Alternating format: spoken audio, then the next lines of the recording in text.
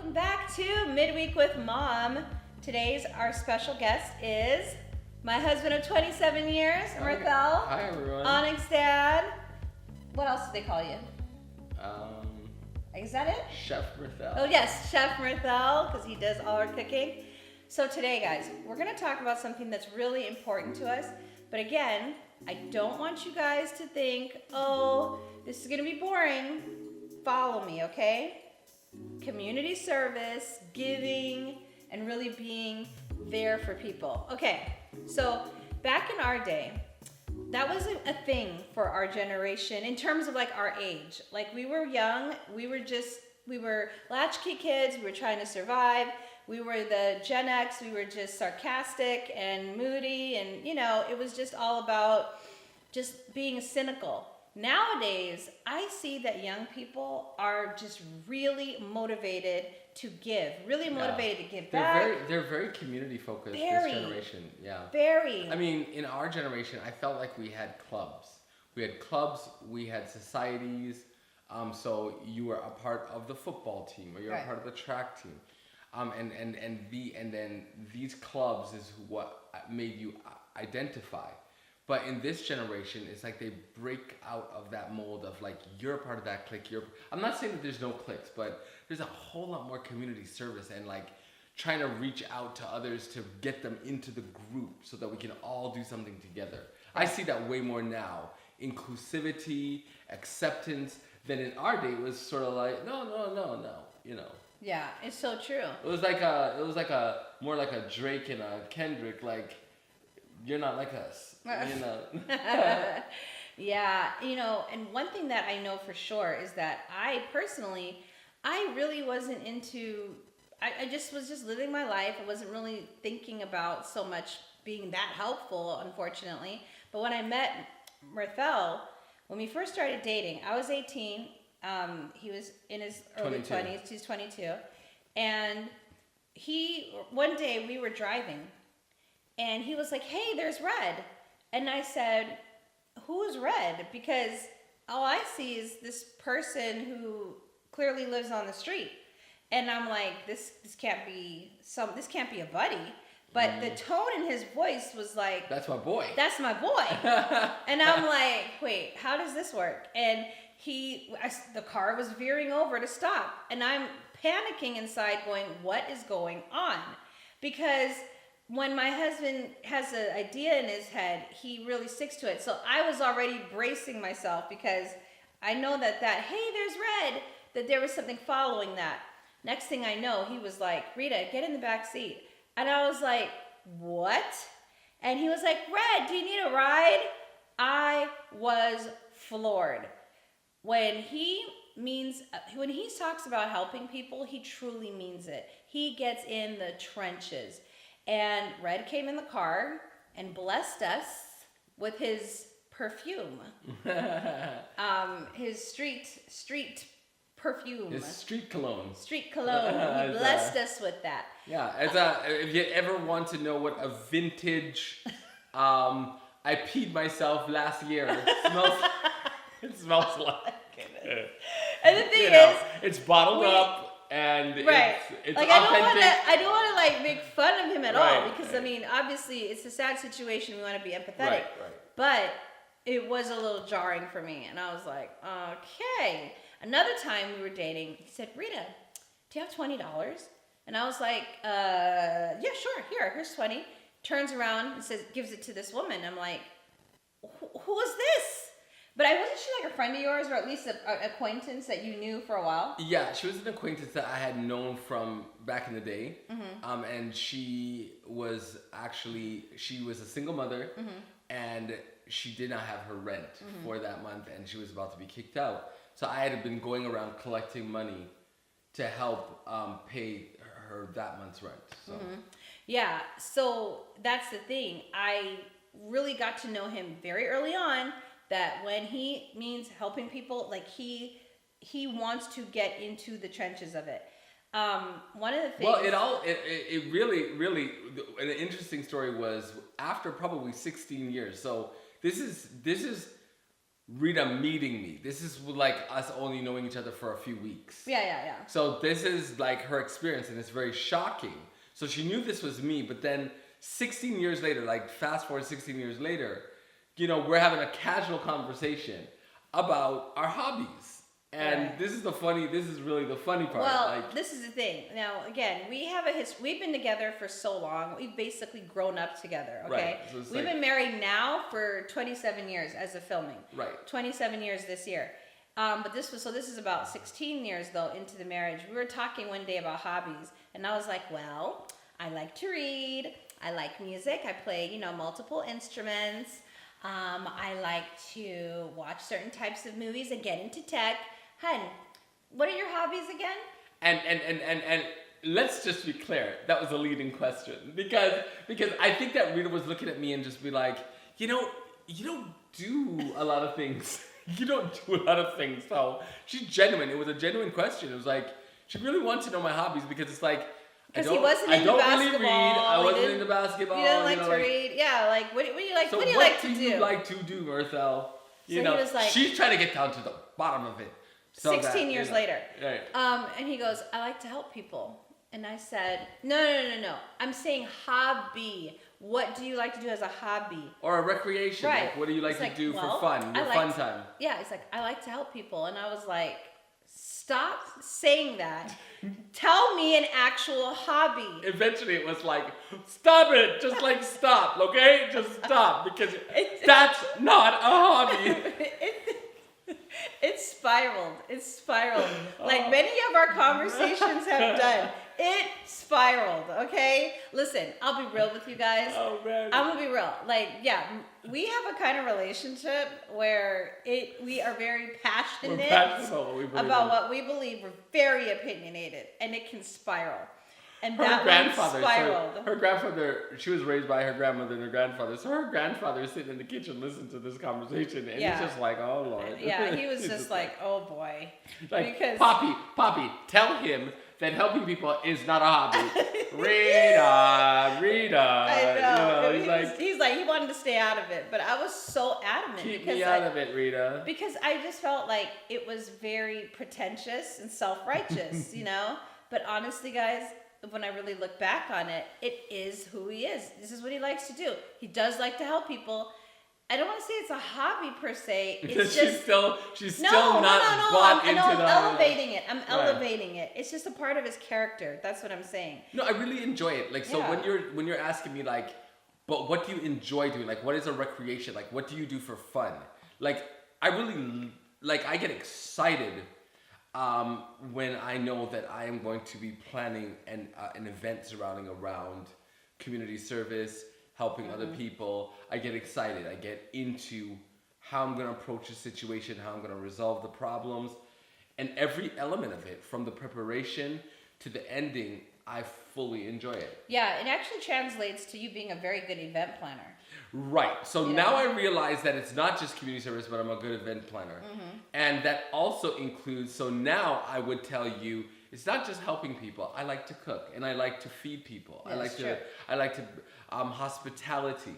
So I love everything from figuring out what the meal is going to look like to going and shopping for it, going and cooking it, tasting it, watching other people eat it. So it's just like I really love hospitality and helping others. Definitely, he definitely does.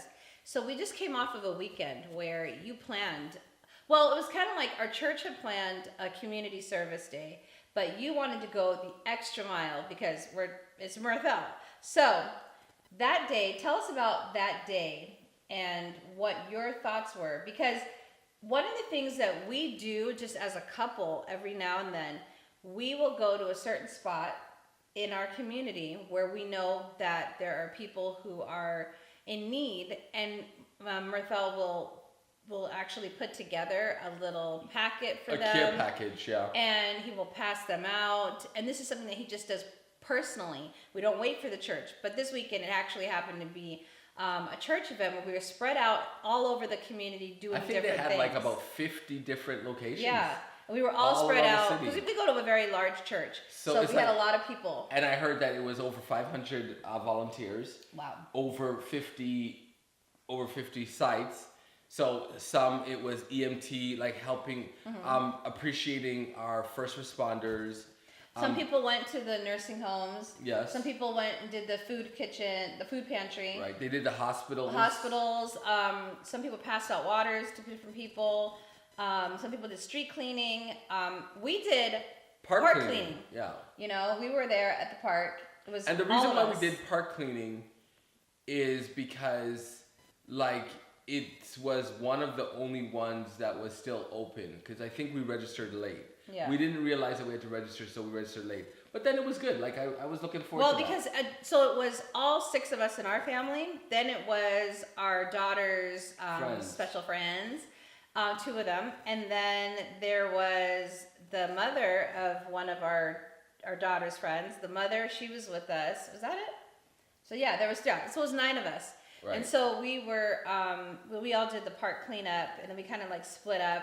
It was so funny because me and the mother, she's the same age as me, and we were walking and we were just chilling. Just, you know, we had the grabbers to pick the garbage up.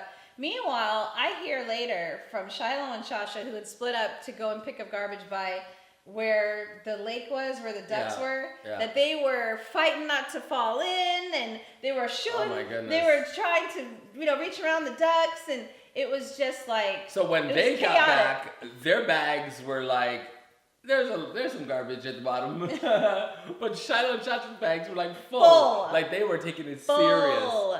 They were going. Shiloh and Shasha were cleaning the world to make it a better place. Like. And it's so funny because when I was doing it, I was like, I don't see any garbage here. You know, I really don't see. The parks are pretty clean in our area. Yeah, so, they really are. They weren't that bad. Like if we lived in New York City, I think it might be, you know, an all-day event. But for us, it was like, you know, it's pretty clean already. Now. So I personally, like, I'm all for like cleaning parks and cleaning the street, but I like to help people. And I like direct contact with people. So I really wanted to like have direct contact with people that have a need that I can meet. Right. And so I decided that what I wanted to do was we'll go to the park and do the regular church event. Yeah. However, let's do some care packages for people that are homeless. And so some of the things that I like to put in like my care packages is like chopstick, because when you're out in the street. Chopstick? Well. Chapstick? Chapstick, yeah. That's another thing that I always like make up words, and then Rita has to remind me that's not a word. It's chapstick with an A. So anyhow, because a lot of times like when you're homeless, you get dehydrated and like your lips is exposed to the weather, extreme weathers, whether very hot or very cold. So I put chapstick in there, put waters in there for the dehydration, just to make sure that they're. You put a little cash in there. I put a little cash because they might want a coffee. I don't want to put too much money. Right. You know, that's not necessary. But just everybody needs to feel like they could just at least go to the store and get a little something if they need it. And so. What else do you put in there?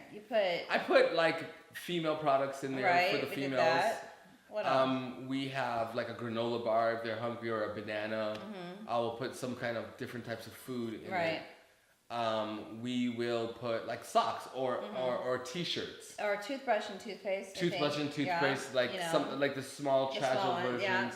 Because they don't have a means to like carry a lot of things around. But you gave also this time though, he also gave them something that I think is just like, it's just surprising, because not many people will go and just do that. Remember, we actually ordered a ton of pizza. Oh yeah. Yeah, so we had so we set up a table. And fresh pizza. I wanted to make sure that it was fresh. Hot. So it was piping hot, and we went directly there right after. So we did everything. We did the park. We cleaned up the park and everything. Then we got the fresh pizza with cold sodas and drinks and juices, and then we set up like a table. Yeah. So we had like 2 tables, and then we put the care packages on one side of the table, and then we had the pizza and the drinks and stuff on the other side of the table. Yeah, and they loved that. You know, everybody loves a pizza. I mean, you don't even have to be unhoused to love, someone giving you a piece of pizza for free. I have a home, and I will go to a stand that has fresh hot pizza, and I'll be just as excited. In fact, I think there were some people who worked at some businesses that were around the area. They started coming also to actually go and get some of the pizza. Why are you taking the homeless people's pizza? I think they might have misunderstood what we were doing. But it was, but you know what? You never know what's going on in people's lives. They might have thought it was National Pizza Day. Yeah, you just never know. Yeah. But so that was like our day. We just did. So we woke up. One of the things that we started off with was a brunch at our house, and so we had this like overflowing brunch. And it's funny because you look at that and you realize how much you have. Yeah. We had more food than we needed. And we were about to go and help out people who may not even know where their next meal is or when their next meal will be. Mm-hmm. You know, it's such a dichotomy. And one of the things that I wanted to ask you though was, what in your life made you even have that hobby? See, we were not always in the lifestyle that we have right now. Right. And you growing up, especially, you were a PK, pastor's kid. You were in Toronto. What made you become generous? What is it about your upbringing? What was it? Man, I don't even know if I could put it to my upbringing, even though I do believe that had a contributing factor. So the contributing factor of my upbringing would have been that I've always watched my dad be a people person. Right. My dad was a helper. He was a giver. He was a giver. He constantly was meeting needs of others, and it didn't necessarily mean that he had to give. But I watched my dad give his time, his talents, his attention, his compassion, every single part of himself, just pour it into people. Yeah, but you think that didn't really impact you in the way you said. I don't know if it was my upbringing. That was huge. Yeah, though. yeah. That was probably was huge. It. One of the things that I would tell everyone is that the way you model generosity, that impacts people more than telling people you need to help people. Like that doesn't really, what will that do? Honestly, by being even around Mirthel, that helped me become more of a generous person. Now it's like, because this is the thing, what people don't realize is that when we're out, he is a magnet. There's something about his spirit where people, or his energy, people are like magnets. They come to him and they will walk right by me. And they'll go straight to him and say, can you help me? And it could be about anything. They will ask him for help. There's something that they sense in him. But I feel like it was cultivated early because you saw it in your dad. Right, and right. So I think that's it. How we can be with like our children or how we can be with each other is by just modeling it, just by being that person, you know? Because I think there's a lot of people who want to help and they want to do things. And like secretly, there's a lot of people who are like, I want to, but I don't really feel like it. And you want to have that spirit of being helpful, but you just don't even really feel it. But one of the things that I realized is just that by being around people who are very generous, it actually brings that part out of you. It's all about, the people you surround yourself with, Right. Because I've just become such a much more generous person. Right. Because it's not just giving to people who are homeless. Mirthel was just like generous in every single way with his friends. I remember when I met him, he was like the local taxi. He was taking all his friends over. I was in university and a lot of people didn't have their own cars. And so you're right. It's just like I always look for things to help, and it could be a variety of things. And one of the needs that was there is students needed to get from their dorms or their place of residence off campus to school to get to their classes, or people that were in the dorms who needed to get off campus to go to the local Walmart. And we're in an area, and our university's in an area that doesn't have like the greatest public transportation. And so it's like that was a way that I could help. And so I'm always looking for ways that I can solve a problem that people are going through. But it's interesting because when I met him, though, I interpreted him as a helpful person, but sometimes being treated as a doormat. So when I came in to the picture, I was like, not necessarily don't help, but I was just like, why do I feel like some people are taking you for granted? Or taking advantage of you. That's the better way to say it. I thought people were taking advantage of him. And I think that that's what happens to some people who are very generous, is that they don't know the balance of being helpful and generous versus now being taken advantage of, where now you're doing it at the detriment of something that's going on in your life. For example, you don't have, like if people were asking for rides, but they weren't even giving back to say, thank you, here's a little bit of gas money, or here's a little bit of, like, I remember this story of Mirthel taking someone, and they were like, can you give me a ride to McDonald's? And he like gave them the ride to McDonald's. They ordered food. They didn't offer Mirthel anything. And they were just like, thanks, and then they left. Now, it didn't mean that they had to, but to me, it just showed their heart. That this